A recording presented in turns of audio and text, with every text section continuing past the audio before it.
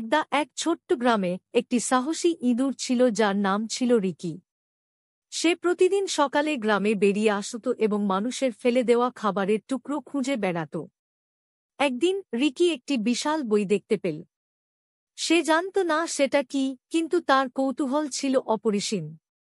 সে বইটার ভিতরে ঢুকে পড়ল এবং আবিষ্কার করল যে সেখানে অনেক মজার গল্প লুকিয়ে আছে। রিকি প্রতিদিন সেই বইটার কাছে আসত এবং পাতার পর পাতা উল্টে দেখত। সে বইয়ের পাতায় থাকা ছবিগুলো দেখে কল্পনার জগতে হারিয়ে যেত। রিকি গল্প ভালোবাসতে শুরু করল। সে অন্য ইঁদুরদেরও বইটা সম্পর্কে জানাল। সবাই মিলে বইটা পড়া শুরু করল এবং জানতে পারল যে বাইরের পৃথিবীটা কতটা সুন্দর। রিকির সাহসিকতা এবং বইয়ের প্রতি ভালোবাসার কারণে পুরো ইঁদুর সমাজ শিক্ষিত হয়ে উঠল। রিকি শুধু একটি ইঁদুর ছিল না, সে তাদের কাছে একজন নায়ক হয়ে গিয়েছিল।